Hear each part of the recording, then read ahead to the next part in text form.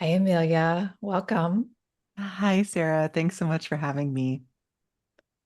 And we always start these conversations with the same question, which is, how did you start your day today?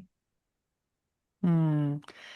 This morning, I woke up when my dog left the room, which happens every morning.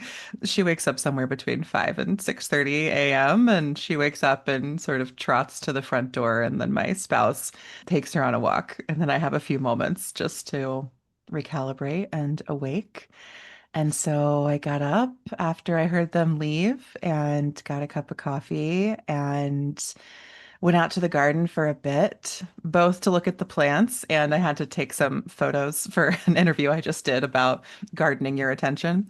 And I discovered two new black swallowtail caterpillars on my parsley plant, which I'm very excited about. I have not harvested much parsley this year, but this plant has been home to so many caterpillars and butterflies that are beautiful and I've really enjoyed seeing in the garden. So, yeah, that's how my day began.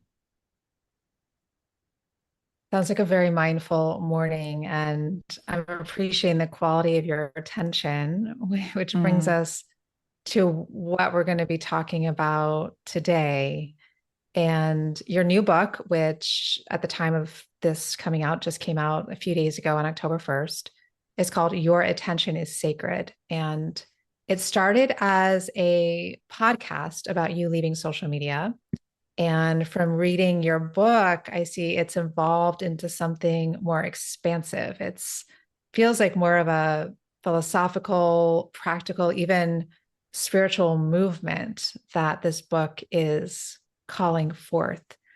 So, can you talk about that evolution from social critique to attention as a central, even disruptive idea in today's world?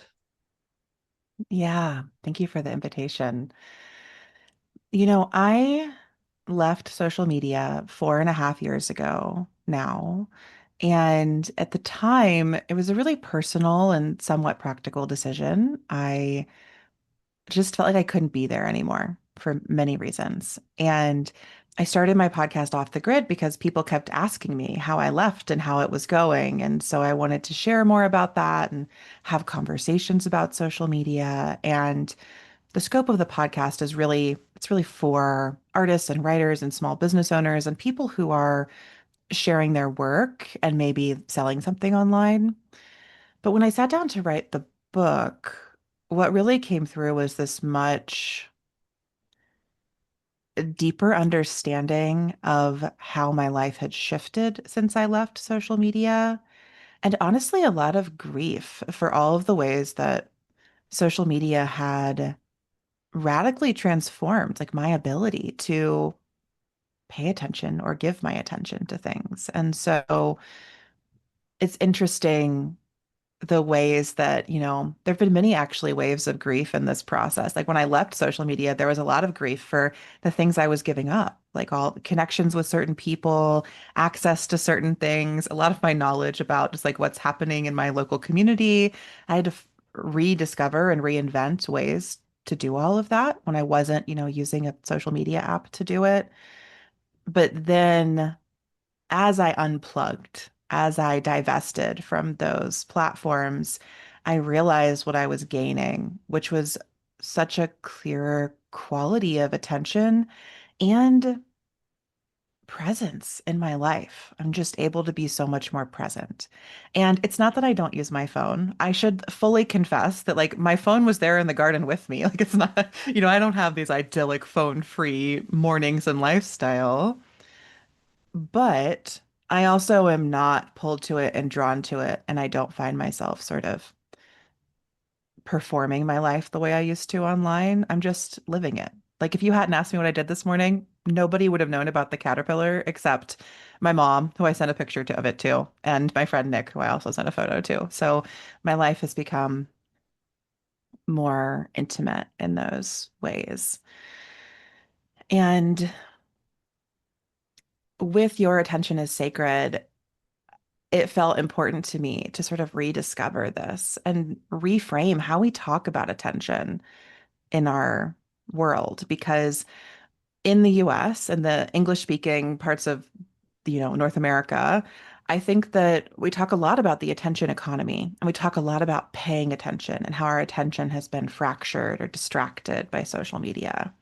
But what I really set out to do in the first chapter of the book is to remind us that while social media has turned attention into a currency, attention isn't just a currency. It's not just something we use to pay for, you know, access to an app, or it's not just this thing that we're giving to social media when we scroll. Attention is a really sacred window into our world. It's how we be in the world. It's how we be together in the world, quite literally, how we tend to the world. And so I really wanted to make that clear that that while I think social media has turned attention into currency, I believe we have to stop thinking of it as just an economic resource. It's a sacred resource. It's part of our humanness and our humanity. And that's what I wanted to capture when I set out to write the book. And I love the Simone Weil quote that you share in the book that attention is the rarest and purest form of generosity. So, with this, you withdrawing from social media and then having conversations with other people who are doing that, supporting other people to do that, how do you now personally understand attention as more of a relational or even an ethical act rather than this commodity that is talked about now so often? Yeah, I like to break attention down kind of into smaller chunks of the word, I suppose. So I wrote about how I think of attention as attending to the world or just tending to the world. I think attention is how we tend to the world around us. And it's how we sort of see and hear and experience the things that we do and the things that we don't. We can't give our attention to everything. We are, in some ways, limited as human beings, but in other ways, and the reason I really like to emphasize the sort of spiritual and sacred nature of attention is I think that that's where we bring in this really expansive and infinite and limitless view. I think that a semantic shift I like to help people make that I think is really meaningful and not just semantic, I mean, not just surface level, is to shift from talking about paying attention to giving attention. So this is where I draw from that Simone Weil quote and others in the book. But I think that the way we talk about attention is in that commodity form. We say we pay attention to something in English.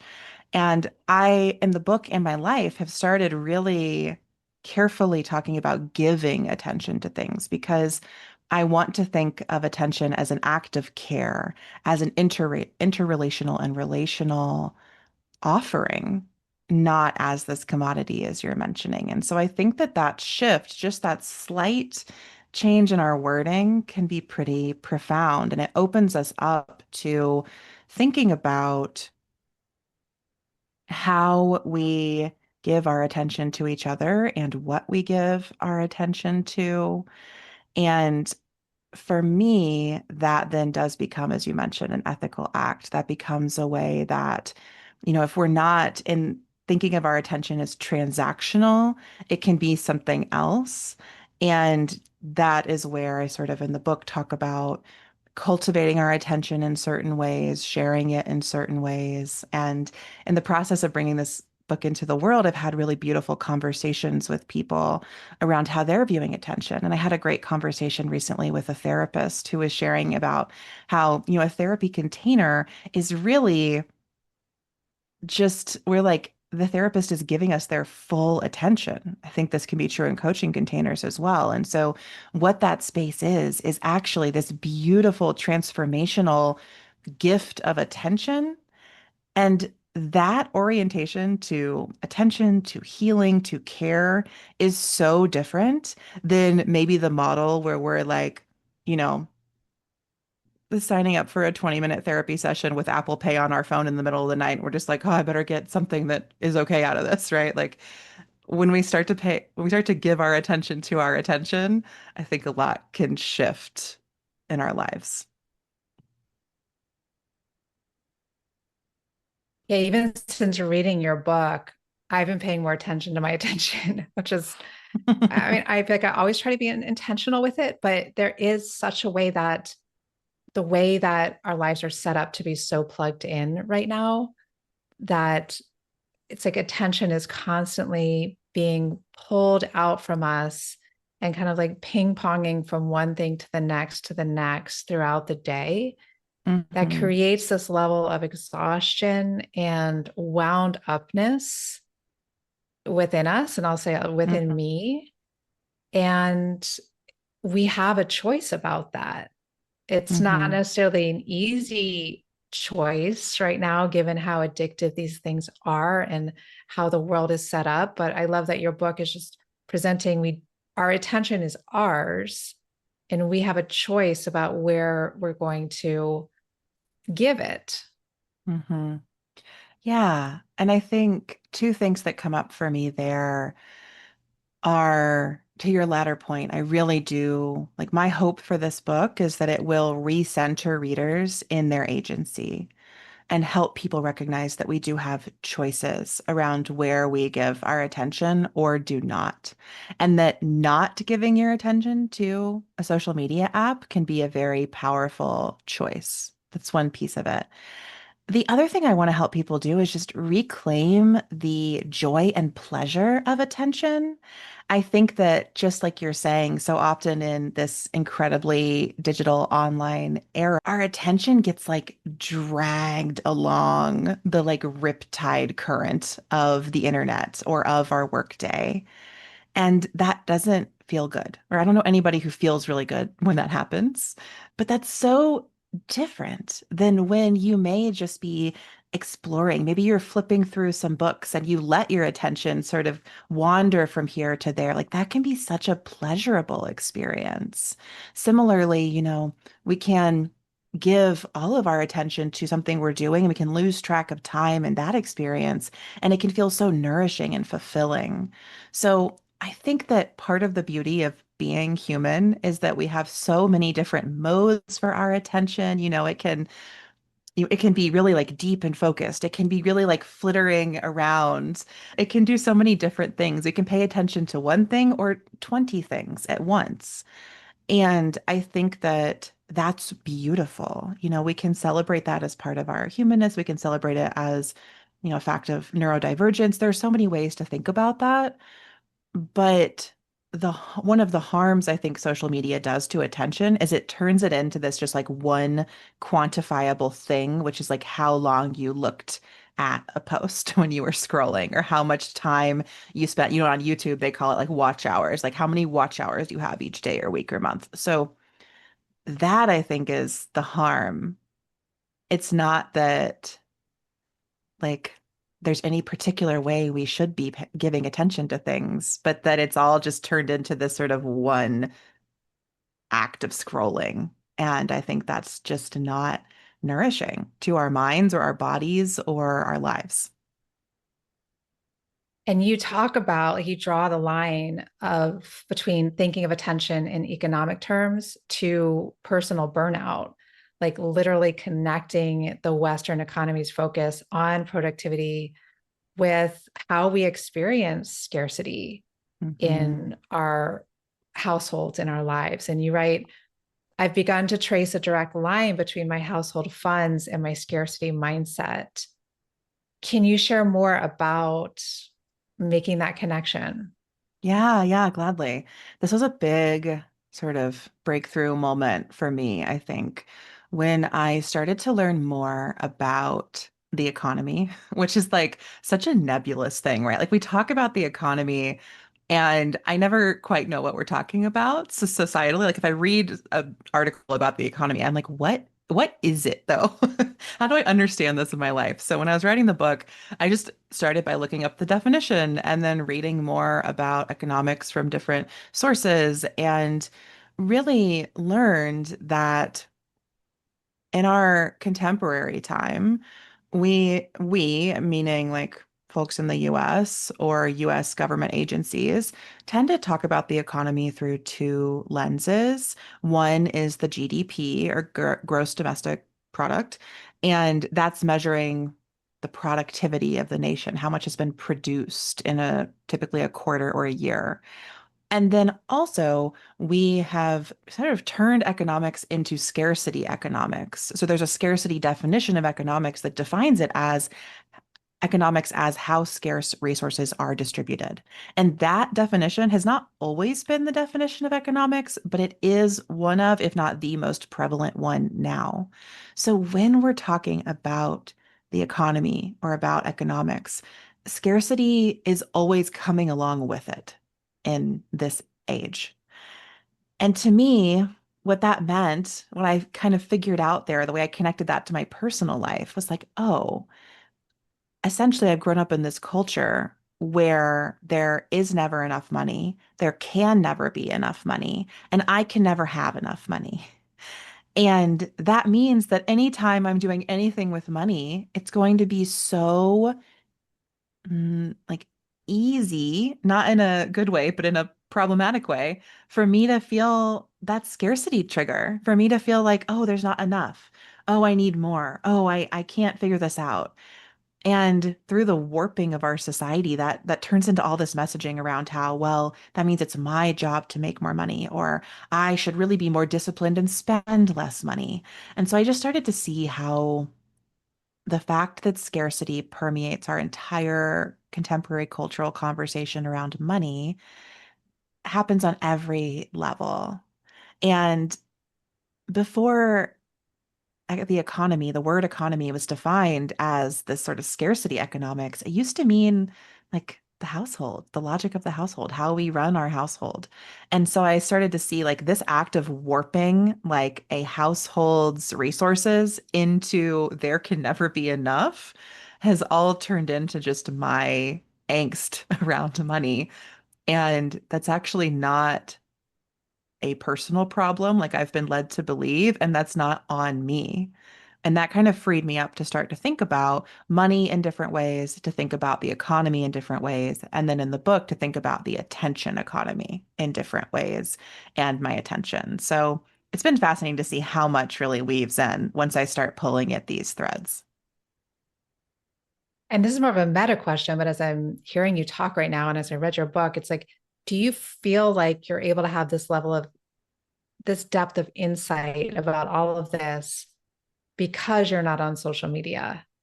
Like because you have the depth of attention to kind of see the matrix in a deeper way rather than being inside of it.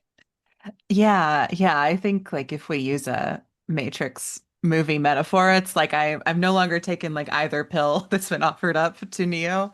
I would say yes. I think that being off of social media has allowed me so many things in my life, but one is more time and energy and care to think about things at length and in depth. And it also really helped me start to again, like disentangle some of the stories I had told myself or the things I believed about myself when I was on social media that now I can see maybe just weren't entirely the case. So in the book, I share an example of like going through my receipts in my email of things that I bought when I was really active on social media.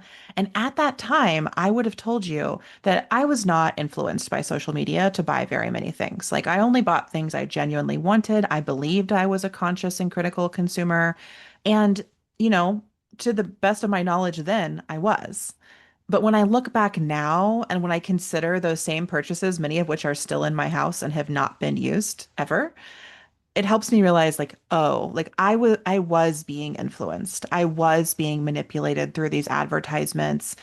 It was working on me even if I couldn't see, feel, or acknowledge it. Like it's really subconscious and subliminal often how well the behavioral manipulation on social media functions.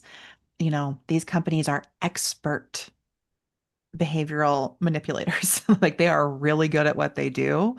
And so I think being off of the apps, especially for, almost 5 years now, has let me look back and see like, okay, I couldn't see it then. When I was swimming in that ocean, I couldn't see the water, and I'm not, and now I'm on land and I can see like, okay, yeah, I was just as wet as everybody else, to use this metaphor. The only other caveat I'll add is I do have a PhD in philosophy, and so I have extensive training on how to make an argument and think in these ways. So I don't want to simply say like, "Oh, I left social media and I suddenly like gained all of these writing and critical thinking skills." Like I was trained in that as well. Right. Yeah. And as you're talking, I'm thinking about, I moved to France 2 weeks ago. And one of the things that both my husband and I are experiencing is like a detox from the level of convenience that we're so Hmm. accustomed to in the US, especially Amazon. We lived in Colorado where there was an Amazon distribution center in Denver, and we lived in Boulder, and like we could order something in the morning and have it in the afternoon.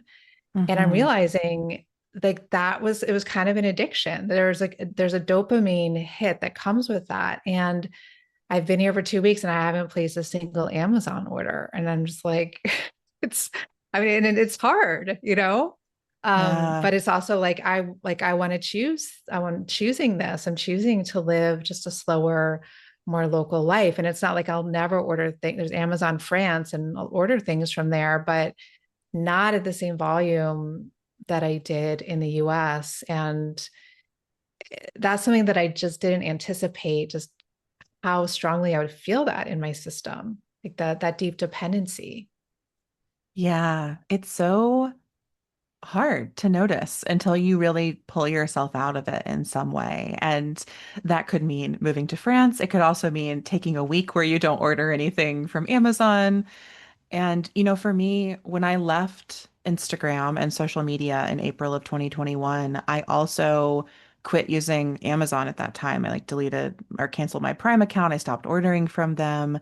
And I started this big shift away from using Google products and services as well. So I left my Gmail account behind. I stopped using Google Calendar. I made a lot of big shifts that spring around the technology I was using. And I think I'm in another period of that, sort of heading into 2026, really wanting to focus more on open source softwares. I've been following some creators who are moving away from tech that is run by US companies because of the increased relationships between the US government and tech surveillance and how many companies are handing over all of the data to the government, et cetera. And so I'm always kind of keeping my eye on what's happening and what feels important to me. But I love what you're saying about just beginning to notice where convenience just maybe covering up something else in our lives. I guess you didn't quite say this, but for me, it's like once I started to pull back those layers, honestly, it was hard on many levels. And I'm so curious if you're feeling this, Sarah, but like when I start to like let go of convenience, then I have to face all these other feelings I'm having. Like, why was I turning to that thing I wanted in the morning? Why Why did did I I need need to it? order that thing? Yeah. Yeah. Right. What did it bring me? What sort of, lack or hole was it filling in me, or what was it covering up? And so it's a really like deep and sometimes challenging process, but also for me, like breaking up with all of those systems and tools and apps has been very fulfilling over time and has really helped me reclaim my attention and build better, stronger relationships in the world too. So I'd love to hear more just specific things that you have noticed now, 5 years off social media. Like, what were some things that you noticed even like in the early days and weeks and in the first year and has developed over the years since then? Because I think that would be helpful for listeners just to get a sense of the impact that it can have, both being on these things and then being off them. Yeah. So when I first left, I will say there was a lot there were plenty of stutter steps that actually happened before I got to that point where I actually left. There were plenty of breaks that I took from the apps and things like that. And during those periods, I felt a lot of stress. I felt really pulled to being back on the app. I'd struggle with deleting it off my phone, then downloading it again and going back. And so I did that for a while before I officially left. And for me, the way I did that is I announced to my whole community that I was leaving before my 30th birthday. And integrity is really important to me. And it's also like very closely linked to my astrological charts and human design and gene keys. So if I make a public declaration, like I have to follow through on it personally. There was no going back for me once I had told everyone I was leaving. And so I left that spring. And for the next 6 months, honestly, I had so much creative energy because I had been making so much content for Instagram and I had really trained myself to post every single day, to be doing so much there. And that energy wanted to go somewhere else. So I was writing blog posts, I was sending emails. I did a lot in those early months. I felt very creatively energized and inspired. And then after that, I went through a period that I sort of call my return to human pace because the pace of creation on social media is intense and demanding, and I find leads almost every creator to burnout at some point.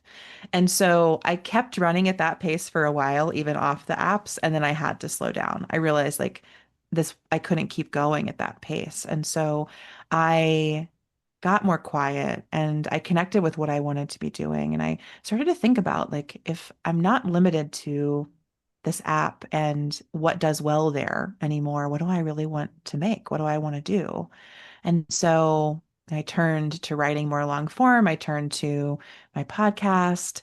And that was when I really started to feel my attention healing. I could really feel like, oh, I can sit down and read a whole book now. I can go on a walk and not need to look at my phone or take photos the whole time in case I want to share them later. And I also noticed that I wasn't sort of looking at myself as much, both in the way of like I wasn't like surveilling my life or like looking around my life, being like, what could go on Instagram. I also wasn't just like taking as many photos of myself. I wasn't as concerned with my appearance. I could like get a zit on my face and not be stressed because didn't need to make content that day or something, which was a pattern I had gotten into. And so I sort of returned to those natural rhythms. And then after I'd say like 1 or 2 years, I got kind of lonely. Like I want to be really honest. Like felt I felt that I had pulled out of that community portal that social media can be or was for me at a time.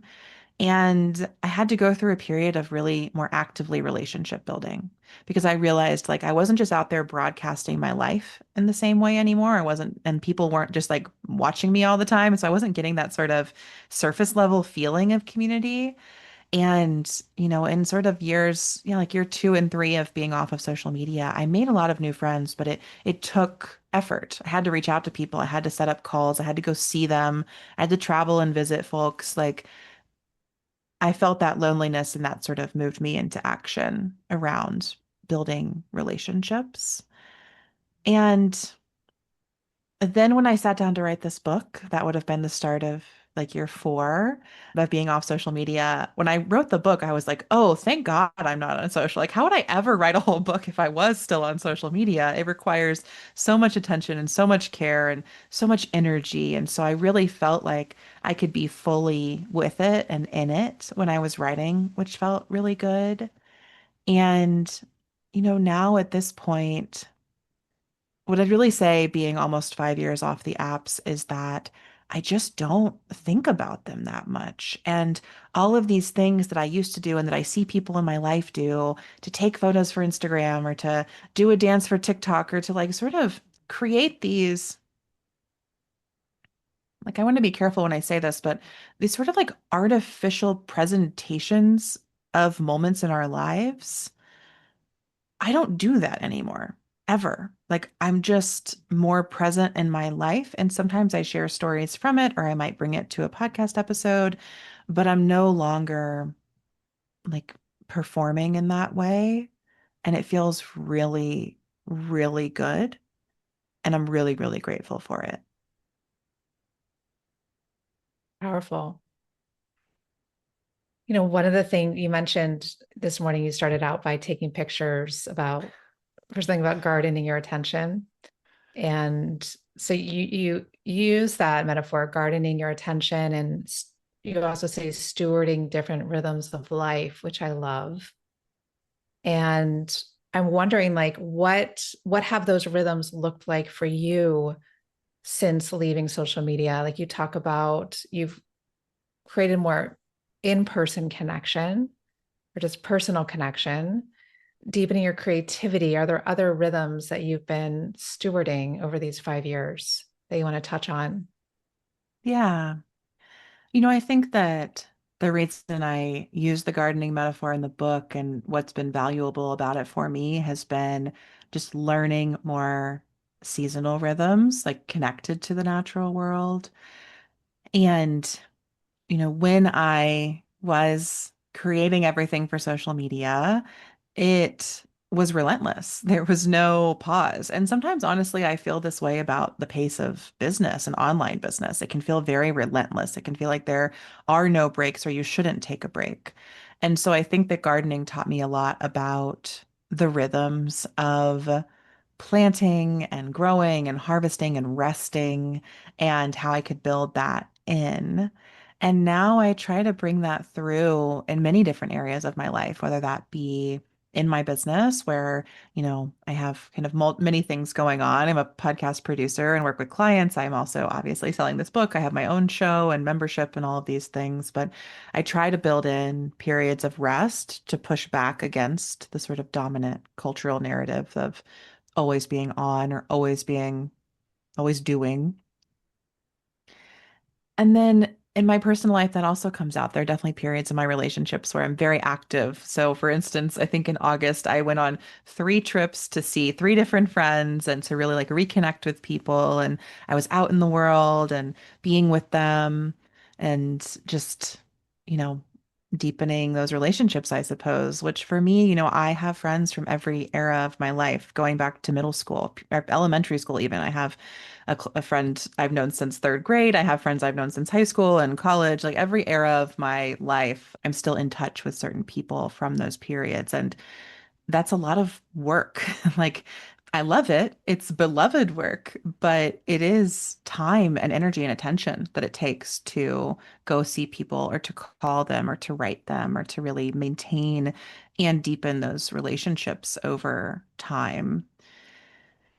And then I also think like my creative rhythms are really important to me. So I've mentioned now creating things, but for me, that looks like writing. It looks like recording audio. I have, I think, 5 active podcasts right now. There's a lot that I'm sharing in the world on different themes and topics and areas of my life. And it also looks like doing things like decorating around my home, planting in my garden, or even just, creative projects that aren't for, again, they're not like for public consumption. Like right now, I'm doing a paint by numbers that has a cute ghost and pumpkin on it for spooky season, just because that feels good and fun to me. So, yeah, I think that these many rhythms, there's this sort of leaning into the seasonal, natural rhythms of the world, but pulling that through my business, my friendships, my own creative practice with writing and podcasting and decorating, I suppose. And then also, I've just really been trying to connect with like my personal embodied energy, which I also find to be very cyclical. Well, not obviously, but as a cis woman who menstruates, like I definitely am very in touch with my menstrual cycle and the energy and how it waxes and wanes. I like to sort of map that into my planning for my weeks and months. And yeah, once I start answering this question, I'm like, I could come up with rhythms and cycles for every area of my life. So I'll just pause there. Hmm. Yeah, it's my first book was called The Way the Happy Woman. It's all about feminine cycles and rhythms and different times in my life I've been really into it and times where I've been, less focused on it, but I feel like this season of my life I'm returning to it more because I have that intention of, while I'm living here to live a slower, more seasonally based life. So it's inspiring for me to hear that. And I don't think any conversation about social media and leaving social media would be complete without talking about the algorithm and and algorithm and our sovereignty and the Mhm. relationship between the two. And you write that social media doesn't just reflect our preferences, it actually shapes our preferences. And that we end up getting stuck in what you call a loop of similarity. You say it's a bubble, it's an echo chamber, it's a hall of mirrors. So what does it mean to get out of your algorithm or to get out of one's algorithm? Yeah. I think that what I'm drawing from here is so many different things. I mean, one is a conversation I had on my podcast with Kate Smalley, as well as everything I learned about social media from the documentary, The Social Dilemma, as well as Jerome Lanier's book, 10 Arguments for Deleting Your Social Media Accounts Right Now. But what I have in mind is also an experience I think many social media users have had where you notice something you like on social media while you're scrolling, you pause, maybe you double tap and like it or you comment on it. And then as you keep scrolling in the hours or days to come, you just start to see more and more things similar to that. And the algorithm is noticing, like, oh, this content gets you to pause, to engage, to interact with it. So and then it's making the assumption you must like it in some way. And then it's making the assumption, so we should show you more of it to keep you on the app. And, I say that like an algorithm is making decisions. That's not quite how it works, but it's a helpful way to think through it, I think. And so we can get caught then in this loop of similarity where we just start to see more and more of the things that we like. And I think that at first that can feel really good. And it can start to feel like social media is mirroring back to you who you believe yourself to be or who you want to be. But over time, as it becomes more and more similar, more and more the same, I think we lose what makes life interesting and pleasurable. We lose the texture.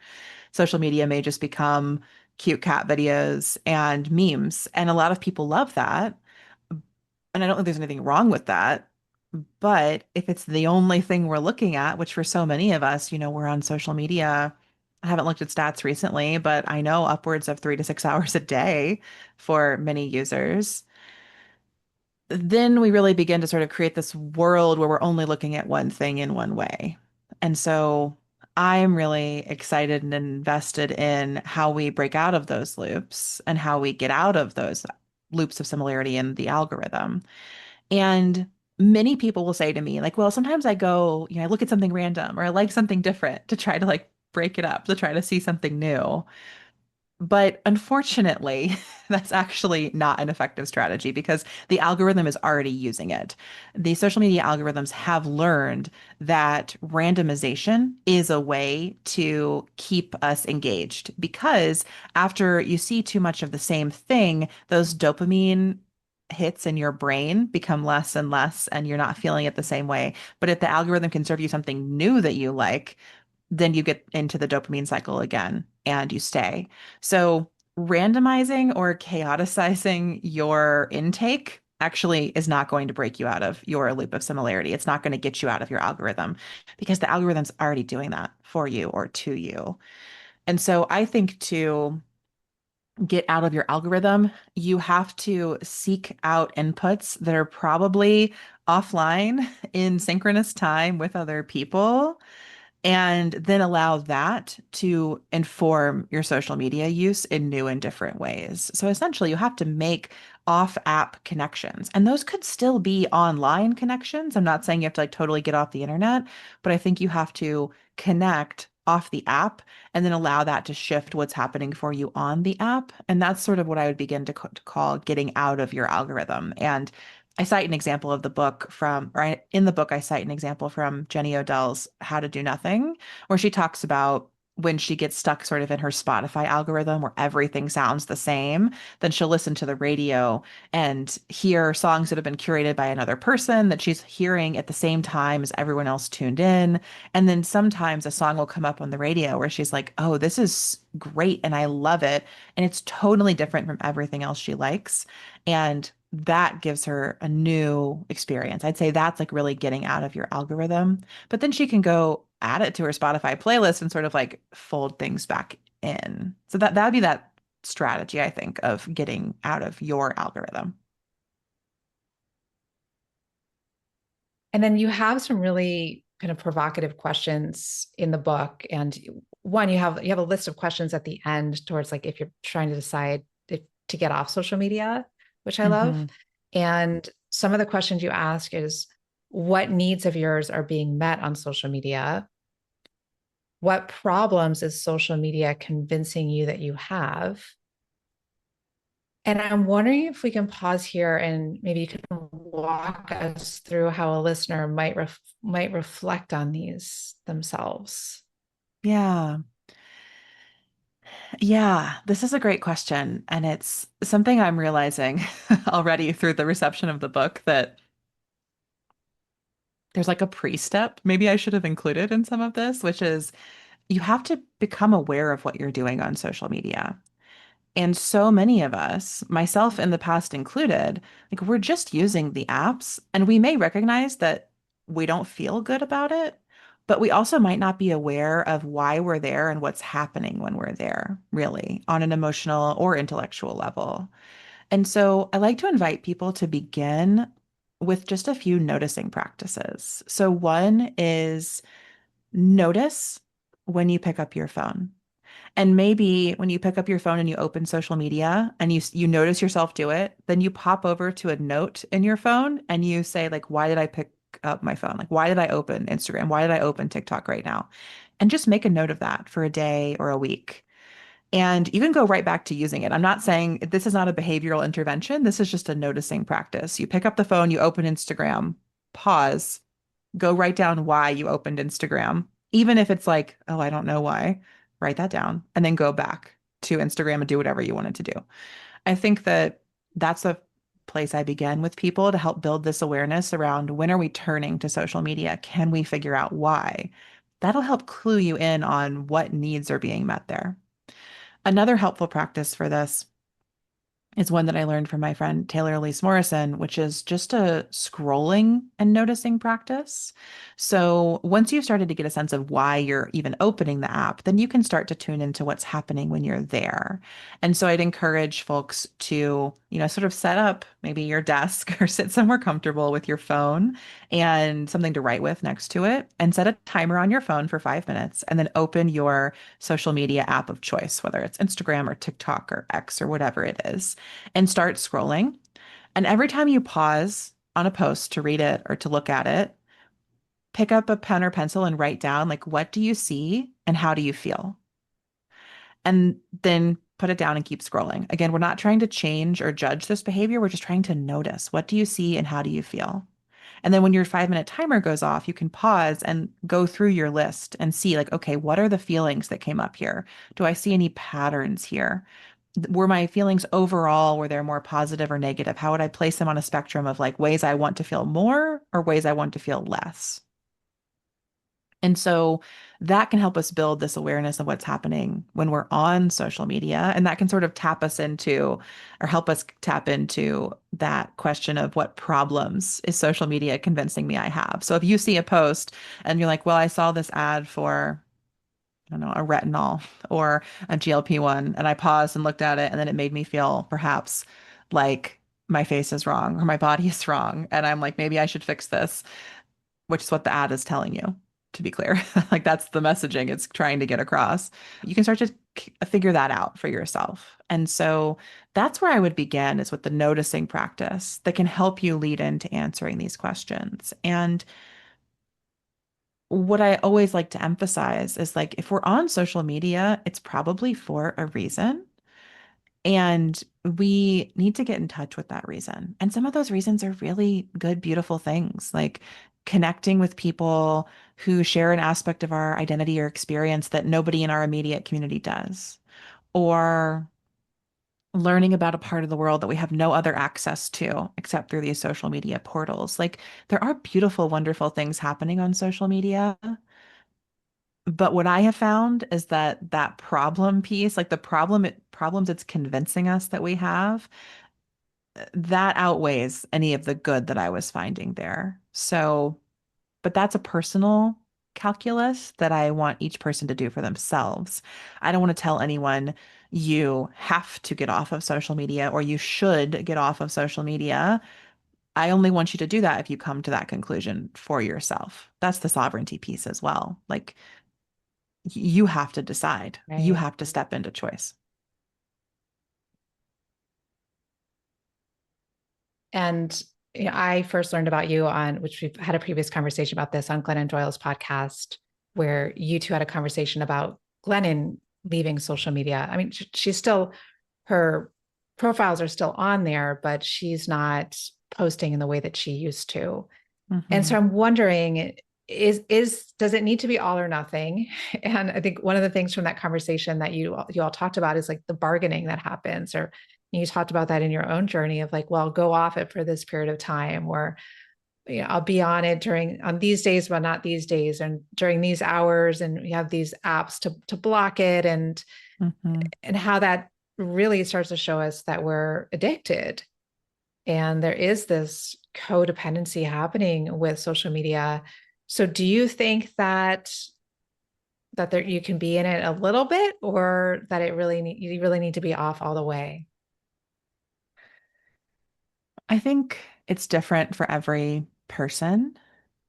And I never want to judge anyone's social media use. So I don't want anyone to walk away from this conversation feeling judged by themselves or by me or us.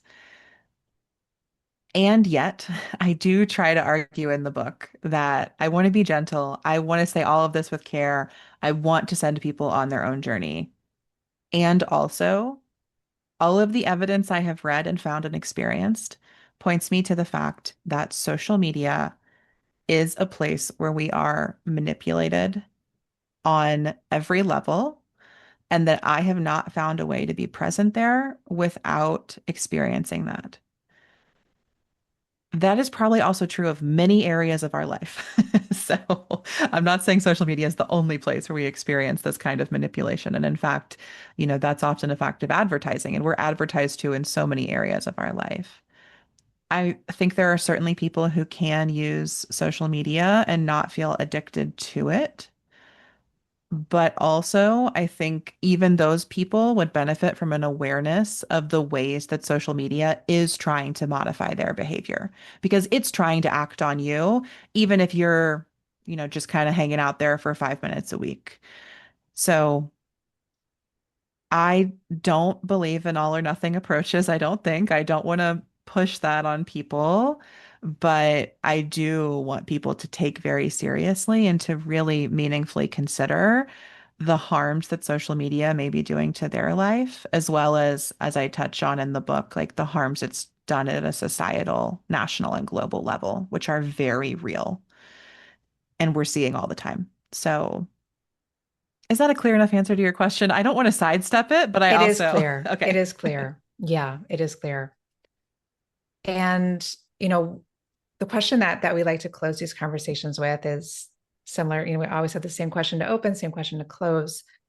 And that is, what is your current growing edge?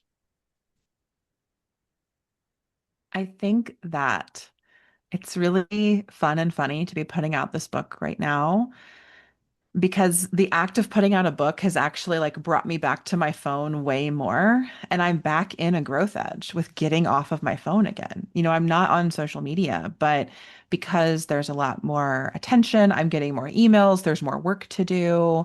I'm just back in this pattern of, looking at my phone early in the morning and checking it before I go to sleep each night. And I would like to be out of that cycle. Like I feel like I've sort of spiraled up to a new level of it.